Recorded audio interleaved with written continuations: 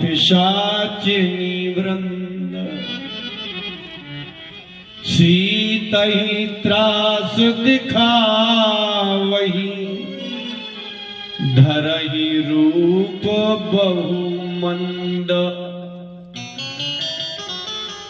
जो धीमे चलता है वो उसको मंद कहते हैं, लेकिन जिसकी बुद्धि ही काम नहीं करती उसको भी मंद कहते हैं, मंद बुद्धि। रावण तो कह के चला गया, और जितनी राक्षसियां थी उनकी बुद्धि ही मंद थी। एक किसी बाह्य नारी को सब पूरे की पूरी स्त्रियां मिलकर के मात्र भयभीत करें, इससे बड़ी मंद बुद्धिता क्या है। और अनेक प्रकार का भय दिखाए। त्रास माने होता भय, आपके यहां नहीं कहते त्रास, गुजरात में भय को त्रास ही कहते हैं। इसलिए गुजराती लोग कहते हैं कि बहुत त्रास है। आप लोग जिसको आतंकवादी कहते हैं, गुजराती लोग उसको त्रासवादी कहते हैं। पेपरों में भी लिखा होगा त्रासवादी ही लिखा होगा। अब जब सबने बहुत भय दिखाया तो इतने बुरे लोगों में भी, इस पुरुषों में विभीषण अच्छे थे, तो स्त्रियों में भी कोई अच्छी थी वह। और मजे की बात यह है कि वो भी राक्षसी थी। आप भी मनुष्य हो, ये भी तो मनुष्य है। आप क्या सोच रहे हो ब्राह्मण जाति की स्त्रियां सब एक जैसी होंगी, क्षत्रिय जाति की स्त्रियां सब एक जैसी होंगी, वैश्य और शूद्र जाति की स्त्रियां एक जैसी होंगी? तो ऐसे राक्षसियां तो सब थी लंका में, लेकिन सब राक्षसियां ऐसी नहीं थी। और इससे भी बड़ी बात, रावण के यहां जितनी स्त्रियां उन सबको राक्षसी कहा गया, लेकिन मंदोदरी को राक्षसी नहीं कहा गया, क्योंकि वो राक्षसी थी ही नहीं। वो तो दूसरी प्रजाति की स्त्री थी, मैदानों की थी, वो थी नहीं।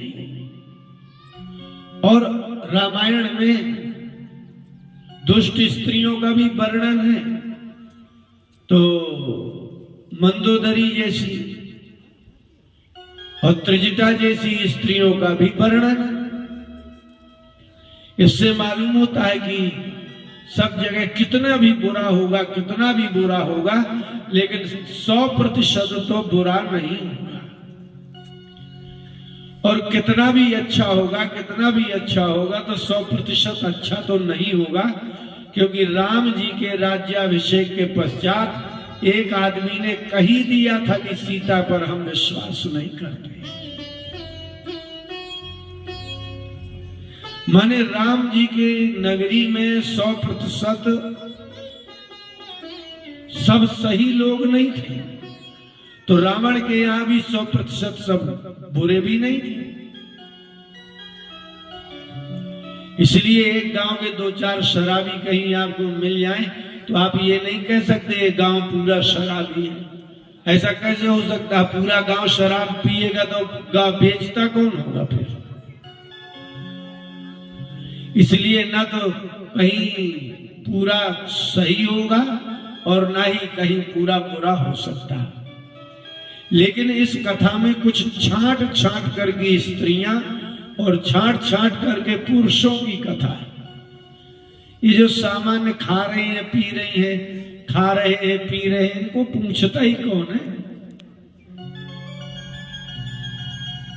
आप रोज अपने घर में खाओ बनाओ सो जाओ, खाओ बनाओ सो जाओ, कौन पूछ रहा है? आप हो ही क्या? इसलिए जो समाज में उतर करके कुछ विशिष्टता कर रहा होगा, बस उसी वो दिखाई देगा। इसलिए तुलसीदास जी को कहना पड़ा कि सारी लंका की स्त्रियों में एक ऐसी स्त्री थी। इसका मतलब है जहां सब बुरा होता है, वहां यदि कोई एक अच्छा होगा तो यह अलग दिखाई देगा, और जहां सब अच्छे होंगे वहां कोई एक बुरा होगा तो अलग दिखाई देगा। विशिष्टता ऐसी ही दिखती है। एक स्कूल में सभी बालक बालिकाएं पढ़ते हैं, उसमें कुछ ऐसे भी है सिर्फ उपद्रव ही कर रहे, लेकिन कुछ ऐसे हैं जिनको वहां के उपद्रवों से कोई लेना देना नहीं है। परीक्षा होने के बाद पता चलता है कि ये कॉलेज टॉपर है ये। और कॉलेज के ही बालकों को पता नहीं चलता कि ये आदमी टॉप का व्यक्ति है। इसका तात्पर्य ये निकला, जो टॉप का व्यक्ति होता है वो मौका देख करके ही पता चलता है, अवसर पर भी व्यक्त होता है कि इसमें क्या विशेषता थी।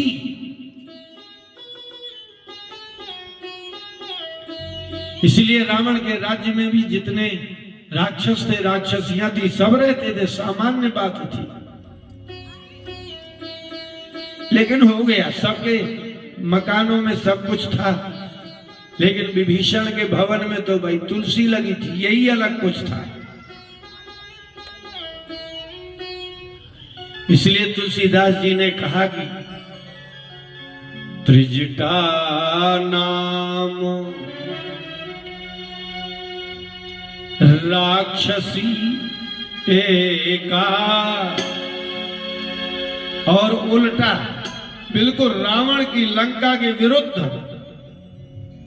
रामचरण रति निपुण विवेका। राक्षसी का रामचरण रति निपुण विवेका। आज तक पता नहीं चला कि ये राक्षसी राम की भक्ता है, आज पता चला। आज इसका मतलब है कि ये इतने दिनों से रह रही है लंका में, अपनी भक्ति भावना दोनों को छिपा करके रह रही थी।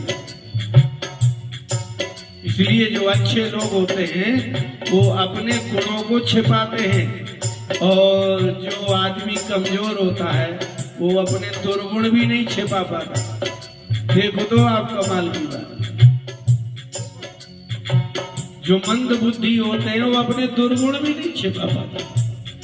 और वो कैसी व्यक्ति होंगे जो अपने गुण को पचा जाते हैं, छिपा जाते हैं। काशी में चैतन्य महाप्रभु से प्रकाशानंद जी का सम्मेलन हुआ। चैतन्य महाप्रभु के चरित्र का प्रारंभ है कि उनके जैसा किसी के पास पांडित्य नहीं था, उनको ज्ञान था, वो त्यागी थे। लेकिन जब प्रकाशानंद जी ने कहा कि तुम्हारा नाम चैतन्य है, बड़ी नम्रता से कहा, क्या जानते हो? बोले कुछ नहीं। क्या बात है, आज हो गई। जो सब कुछ जानता वो कहता कुछ नहीं जानता।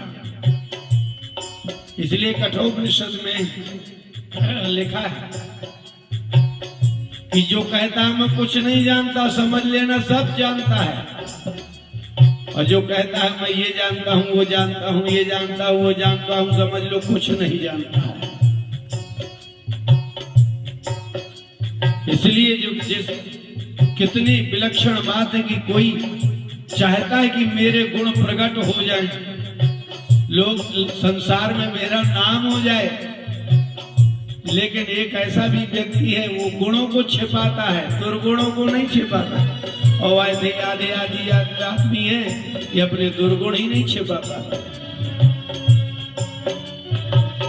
इसलिए तुलसीदास जी ने कहा कि अद्भुत थी जिसने अपने इतने दिनों की राम भक्ति को छिपा के लंका जैसे में जीत बनी रही, राक्षसियों के मध्य बनी रही, विपरीत परिस्थितियों में बनी रही, विपरीत आचरण में बनी रही, विपरीत परिवेश में बनी रही। रावण जैसे दुराचारी के यहाँ रह करके भी उसने आज तक कभी प्रकट नहीं होने दिया कि मैं राम भक्त हूं। और क्यों नहीं प्रकट हुई? क्योंकि एक चौपाई के अंत में लिखा है, निपुण विवेका, ये है सिर्फ विवेक ही ऐसा एक गुण है जो गुणों को छिपा सकता है। विवेक कहां अपने गुणों को प्रकट करना है और कहां गुणों को नहीं प्रकट करना है, कब प्रकट करना है कब नहीं प्रकट करना है, किसके साथ प्रकट करना है किसके साथ नहीं प्रकट करना है, इस प्रकार का जिसको विवेक होगा वो ही अपने गुणों को छिपा सकता है, अन्यथा नहीं।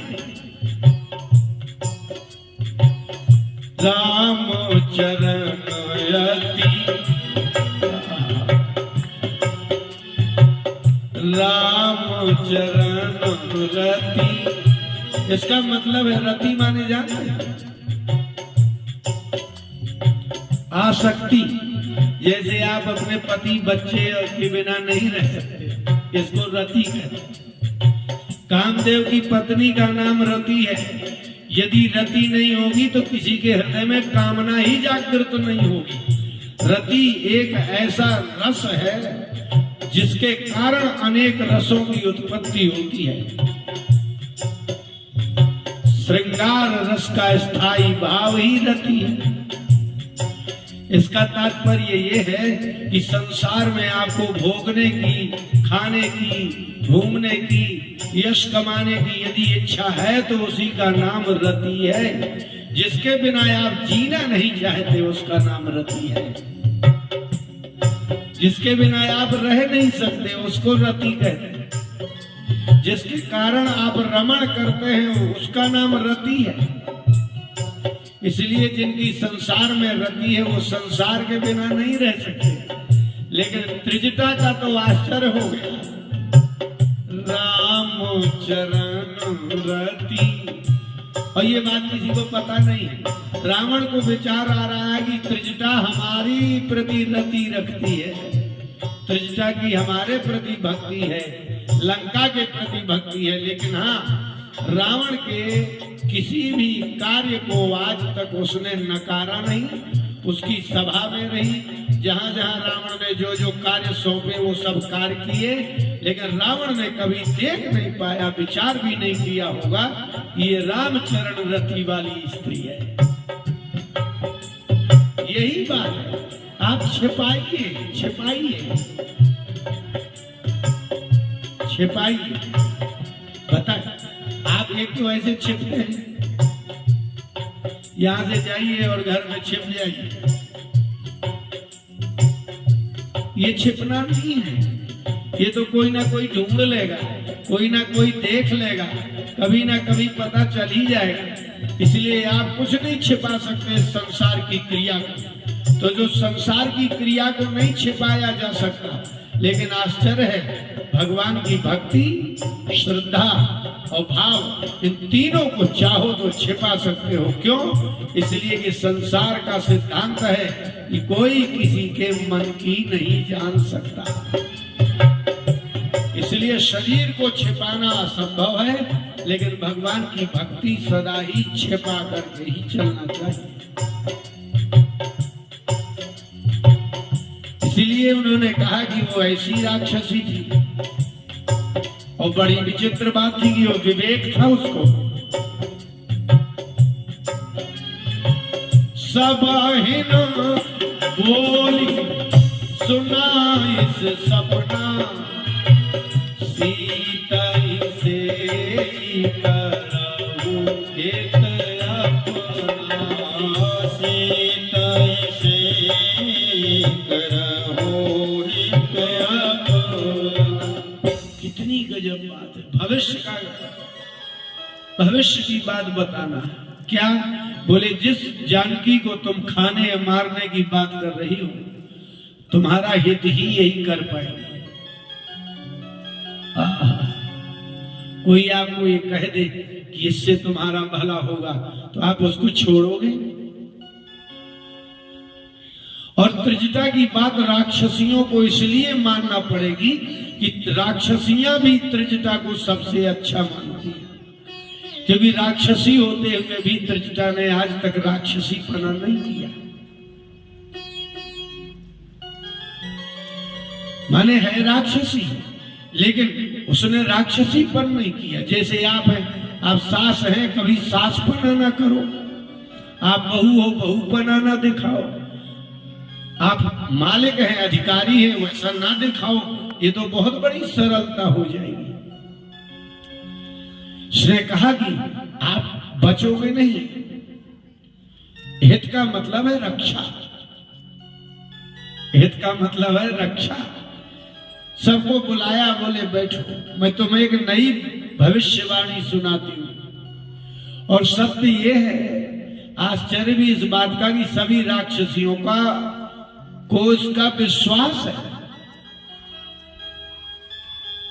कितनी गजब बात है, आपको इसका विश्वास नहीं, उसका उसको विश्वास नहीं, उसका उसको भी।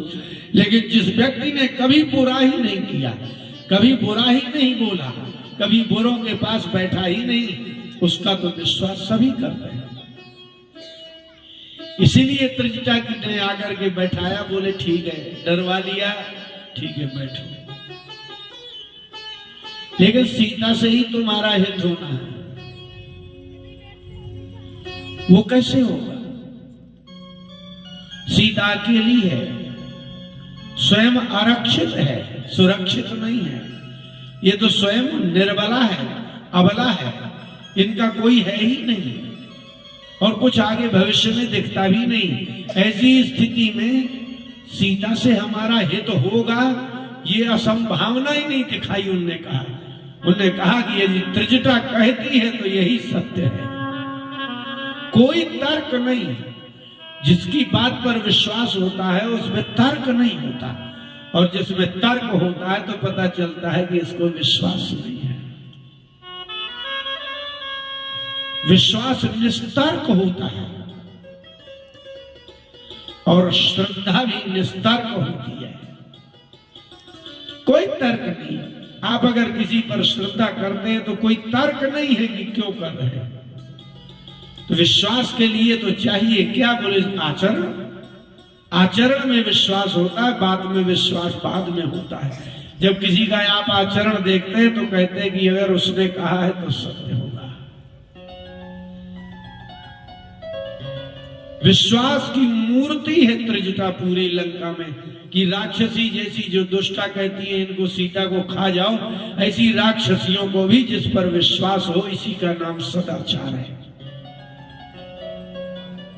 सदाचार की यही विशेषता है कि जितने खराब लोग हैं उनको भी विश्वास होता है।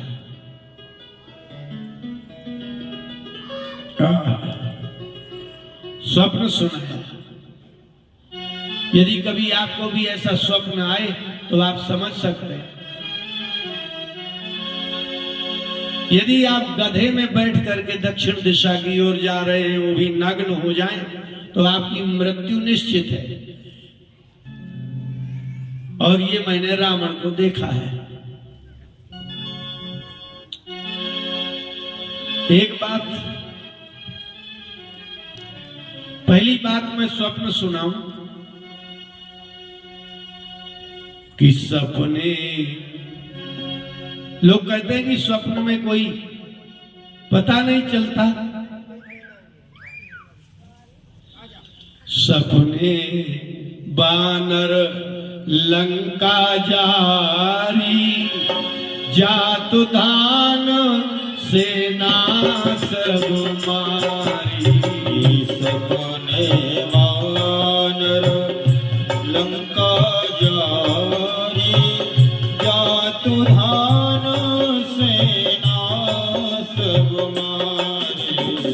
पहली बात कि लंका में बानर का होना संभव है, फिर भी त्रिजटा की बात का मानना बड़ा आश्चर्यकारी बात है।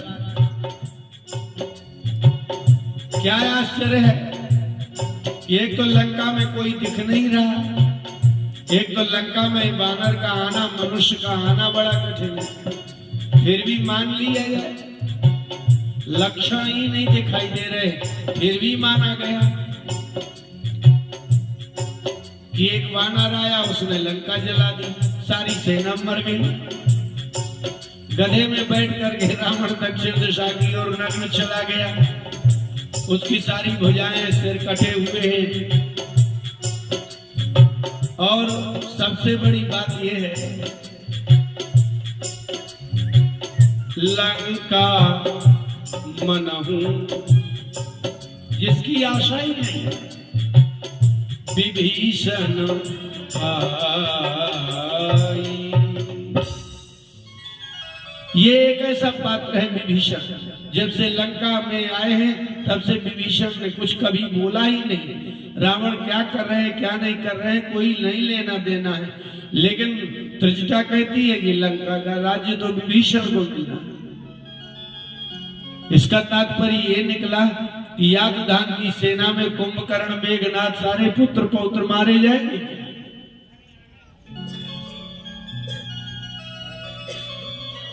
और यहां राम की ही जय जयकार हुई।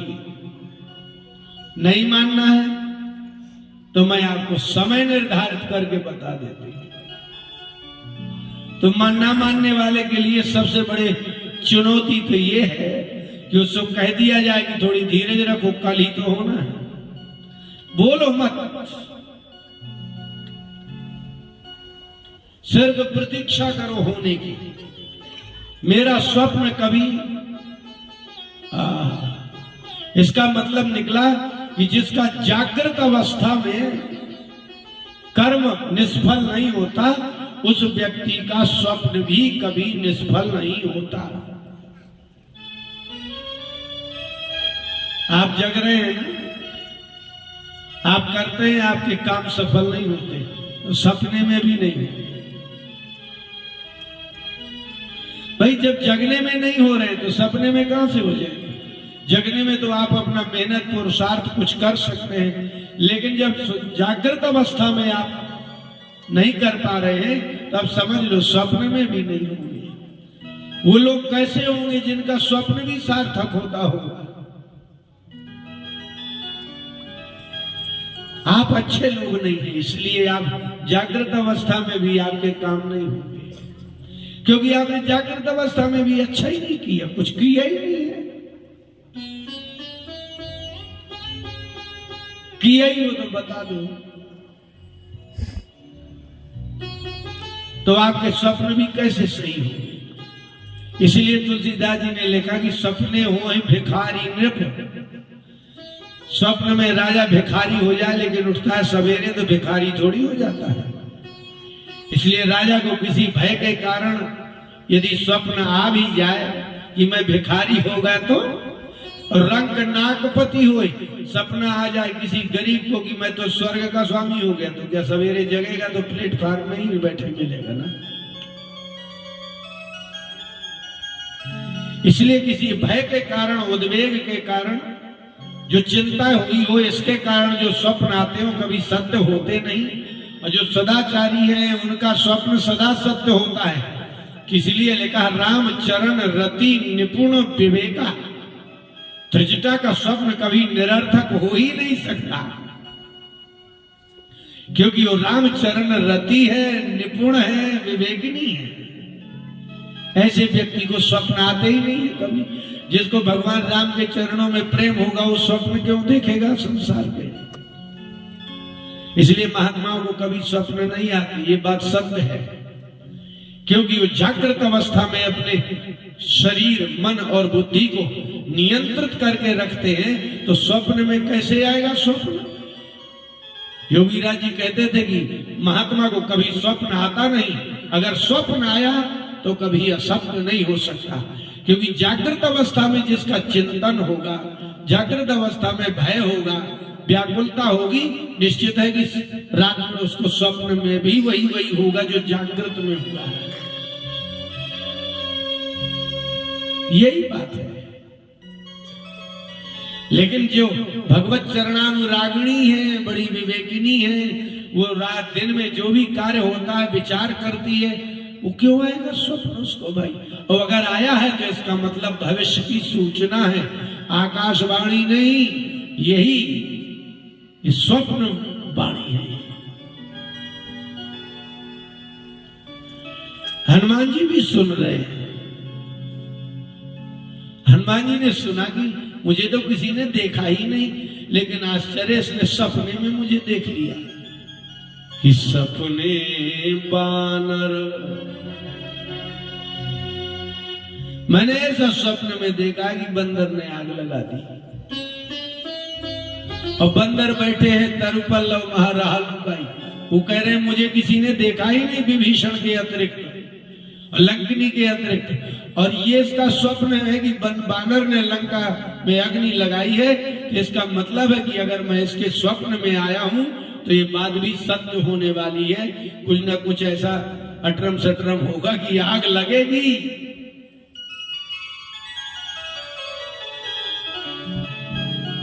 लगेगी आग। अब हनुमान जी भी सोचने लगेगी क्यों लगेगी आग, क्यों लगेगी। उनको भी कभी संभावना ही नहीं है कि आग लगेगी, क्यों लगेगी आग। बनेंगे निमित्त, इसका मतलब है कि निमित्त बनेंगे। स्वप्न है तो बनेंगे। और उसने अवधि दी। आज ही हनुमान जी आए। पद्म पुराण के पाताल खंड के 67, 68, 69वें अध्याय में नक्षत्र बाई नक्षत्र लिखा है कि इस नक्षत्र में राम चले, इस नक्षत्र में हनुमान जी चले, इस नक्षत्र में लंका में अग्नि लगी, इस नक्षत्र में ये भी कुछ हुआ।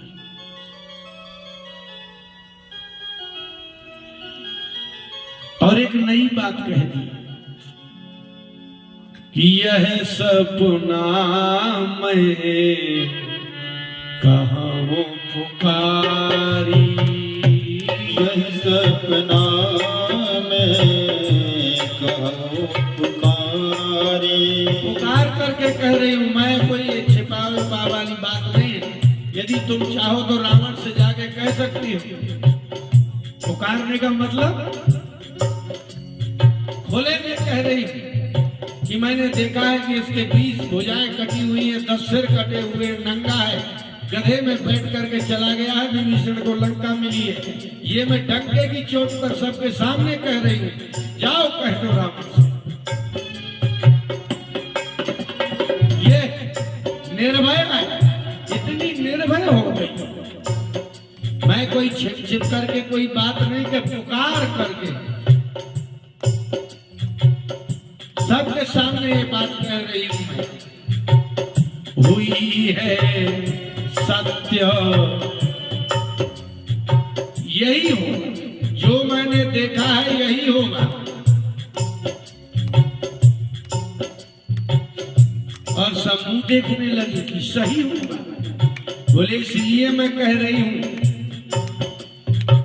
सीता से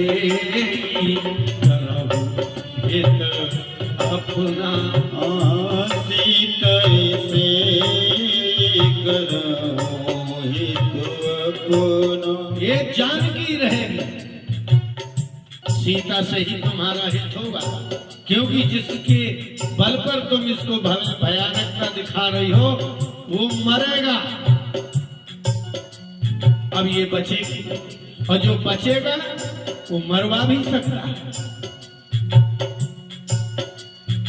तो न मरवा डाले, इसलिए तुम इससे ऐसा कुछ मत करो। और मैं सत्य कह रही हूं कि सत्य होगा। हुई है सत्य गए दिन चारी, हो ये सत्य गए दिन चारी। कितनी गजब बात है। किसी से पूछा जाए, स्वयं आप जब स्वप्न देखते हैं तो आप किसी पंडित से पूछते हैं कि महाराज मैंने ऐसा स्वप्न देखा है तो कितने दिनों में कैसे क्या है। मैंने बहुत बुरा स्वप्न देखा है, इसका निराकरण क्या है। ये आप किससे पूछते हैं? किसी ऐसे ज्ञाता से। लेकिन वो खुद कह रही है मुझे किसी से पूछने की जरूरत ही नहीं, मैं कहती हूं कि सत्य होगा। इसलिए कहा कि ज्ञान, ये छोटे मोटे ज्ञान तो खुद रखना चाहिए। इतना भी ज्ञान नहीं है आपको कि यहां से घर से निकले तो क्या सगुन हो जाएगी, असगुन हो जाए तो पता, इतना भी नहीं, इतना भी नहीं। मुश्किल से 10 लाइनें हैं सगुन अपशगुन की, कि आप घर से काम के लिए निकले, होगा कि नहीं, किसी पंडित से क्या पूछने जा रहे हो, इतनी सी बातें पूछते हैं। इसीलिए तो लोग आपको कुछ भी बता देते हैं, क्योंकि आपको एक क्लास के भी व्यक्ति नहीं है। ये तो सामान्य सी बात है यार। स्वप्न का भी ज्ञान कर लो और शकुन अपशकुन का ज्ञान कर लो। एक बार नहीं है तो लिख करके टांग लो कि ऐसा दिखे तो ऐसा होता है, ऐसा दिखे तो ऐसा होता है। बृहत् संहिता में शकुनाध्याय